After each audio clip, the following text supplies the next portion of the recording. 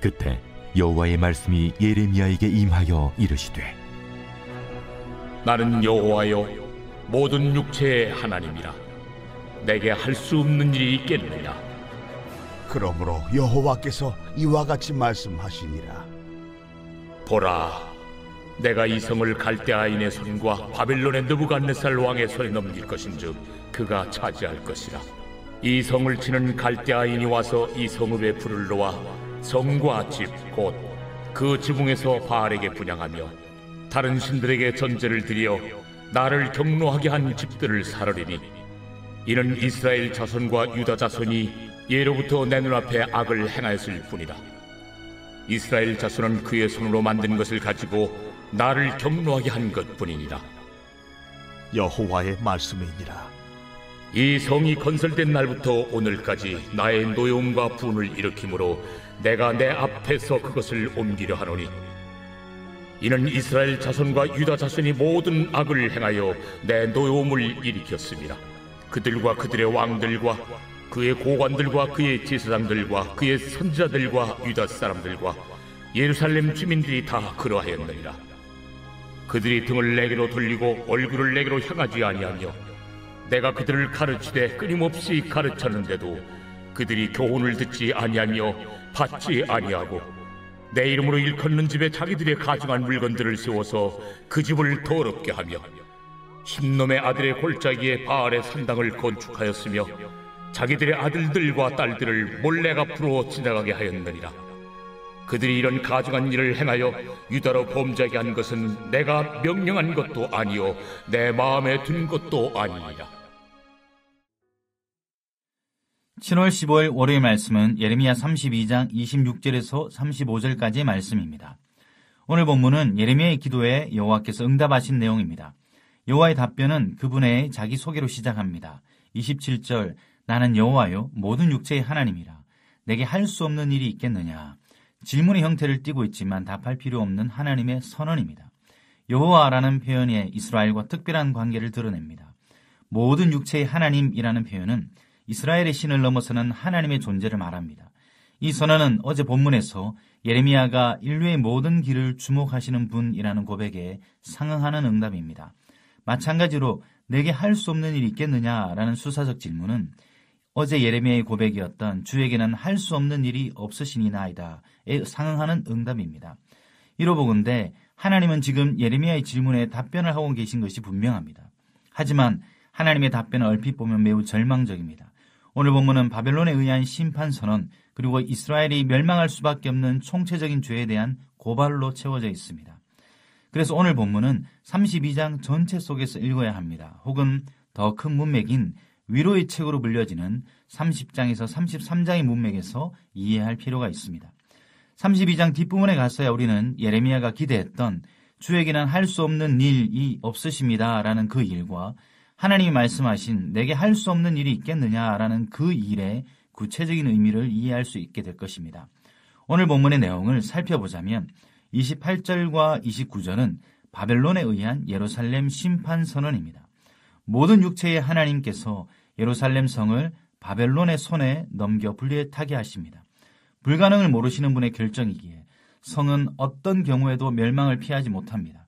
예루살렘의 점령으로 재앙이 끝나지 않습니다.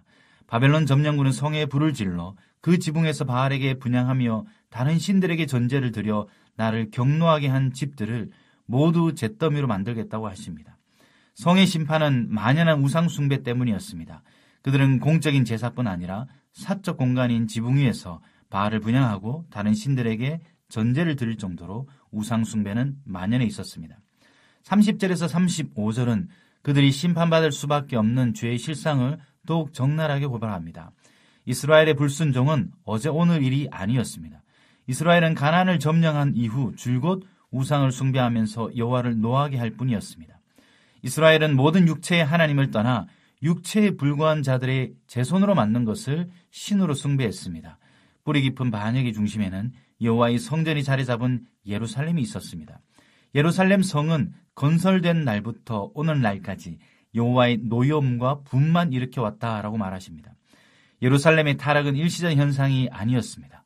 더 이상의 기다림이 무의미해졌기에 마지막 결정이 내려집니다. 여호와께서 당신 앞에서 성을 치워버리기로 하십니다. 31절 마지막 그것을 옮기려 하노니는 치워버린다의 의미입니다. 32절에서 33절은 악의 편만을 고발합니다. 여호와를 진노하게 한 악행은 특정 집단의 문제가 아니었습니다. 32절 하반절에는 죄를 짓는 이들의 범위를 나열합니다. 그들과 그들의 왕들과 그의 고관들과 그의 제사장들과 그의 선지자들과 유다 사람들과 예루살렘 주민들이 다 그러하였느니라. 총체적으로 악에 물들어 있는 상황입니다. 정치 지도자와 종교 지도자는 물론 일반 백성에 이르기까지, 예루살렘 왕궁과 성전에서 유다의 산지에 이르기까지 모든 사람이 온갖 악을 저지르며 여호와를 화나게 했습니다. 게다가 이들의 불순종은 의도적이며 의식적이었습니다. 33절 그들은 여호와께 얼굴이 아니라 등을 보이고 그분에게서 멀어져만 갔습니다. 등을 돌리고 얼굴을 내게로 향하지 않았다는 표현에서 그들의 악의적이며 의도적인 불순종을 느낄 수 있습니다. 주의 얼굴을 향하는 이스라엘의 태도는 하나님과 백성의 가장 이상적인 관계를 의미합니다. 여호와는 그의 얼굴을 내게 비추사 은혜 베푸시길 원하며 여호와는 그 얼굴을 내게로 향하여 드사 평강 주시길 원하노라. 이 축복의 관계가 깨어졌습니다. 그 이유는 그들의 등돌림이었습니다. 그렇게 등을 돌린 백성에게 여호와는 선지자를 통해 줄곧 가르쳤지만 이들은 전혀 귀를 기울이지 않았습니다.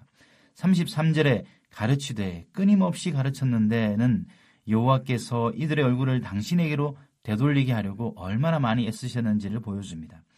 듣지 아니하면은 불순종이 이들의 유일한 답변이었음을 알려주는 구절입니다.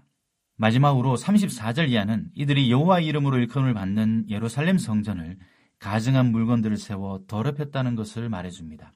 여호와께서 이스라엘에 의해 당신 집에서 우상들과의 동거를 강요받으신 겁니다. 우상들이 예루살렘 성전에 들어와 자리를 잡았다면 성전 밖의 형편이 어떠할지는 뻔했습니다. 우상들에게 여호와의 성전을 내준 자들은 예루살렘 남서쪽을 두르고 있는 흰놈의 아들의 골짜기에다가 바알을 위한 산당을 세웠습니다. 그리고 자기들의 아들들과 딸들을 몰래 앞으로 지나가게 하였습니다. 자녀들을 희생제물로 바쳤다는 뜻입니다. 어린아이의 이런 희생제사가 여호와와 전혀 상관이 없음을 보여주는, 내가 명령한 것도 아니요 내 마음에 둔 것도 아니니 라는 하나님의 항변은 사람들이 이런 가증한 일을 여호와 신앙의 일부로 왜곡해서 따른 것임을 추측할 수 있습니다. 오늘 본문은 이스라엘이 왜 지금 이런 지경에까지 이르게 된 것인지에 대한 내용입니다. 이는 여호와의 답변의 시작이었습니다. 오늘 본문을 보며 떠오르는 질문은 이렇습니다. 예루살렘 성이 성전에서부터 주변의 골짜기 이르기까지 우상 숭배의 역겨운 짓거리로 온통 더럽혀졌는데, 그런데도 여호와께서 은혜를 베푸시어 예루살렘 성을 지켜주셔야 하는가입니다. 또 이런 질문도 생깁니다. 27절에 내가 할 수 없는 일이 있겠느냐에 그 할 수 없는 일이 도대체 어떤 일일까? 지독하고 오랜 죄 속에 있는 백성을 심판하는 일이 바로 그 일일까? 이런 질문들의 온전한 답은 이 회복의 책으로 불려지는 30장에서 33장의 마지막에 가서야 선명한 답을 얻을 수 있을 것입니다.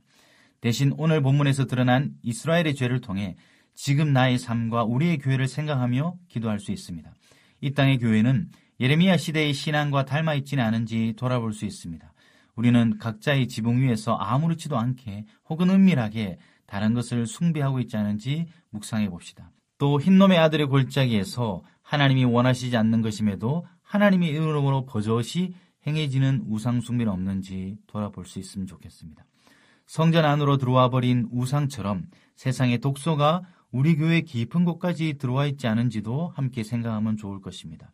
무엇보다 주의 얼굴에 등을 돌리며 완고함으로 버티고 있는 자신이 있다면 이 말씀을 통하여서 다시 한번 하나님 앞에 서는 시간이 되기를 원합니다. 오늘 본문은 예레미야의 고백에 대한 하나님의 답변의 시작 부분입니다. 그 내용은 이스라엘의 가장 밑바닥 상황의 고발에서 시작했습니다. 우리가 앞으로 보게 될 크고 놀라운 일, 영원한 언약은 이처럼 마주하기 싫은 죄의 어두운 실상에서 출발한지도 모릅니다. 길을 잃었다면 바로 죄악에 넘어진 그 자리가 하나님의 답변의 시작 지점입니다. 우리 스스로도 포기한 절망적인 상황, 희망 없는 교회의 모습에서 하나님의 답변은 그 자리에서 시작됩니다. 그러나 어쩌겠습니까? 그런 아픈 현실을 직면한 이들이 하나님의 답변의 마지막 이야기를 들을 수도 있을 것입니다. 아프더라도 끝까지 귀를 기울이는 자들에게 크고 놀라운 반전의 이야기가 주어질 것입니다. 오늘 하루 이스라엘의 죄와 밑바닥 이야기를 정직하게 들여다보며 나와 우리의 모습을 묵상하는 하루가 되길 소원합니다. 기도하겠습니다. 하나님, 오늘도 말씀 앞에 서게 하시니 감사합니다.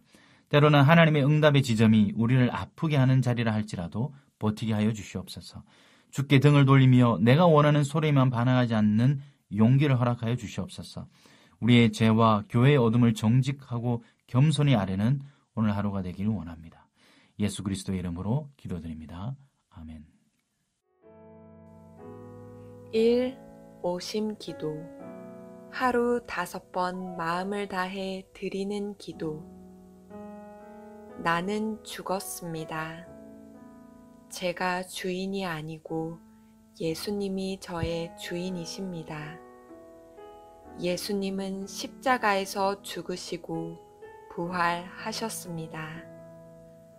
부활하신 예수님을 가슴으로 만나서 따라가며 간증합니다. 사랑하는 가족과 함께 영광스러운 승리를 노래합니다.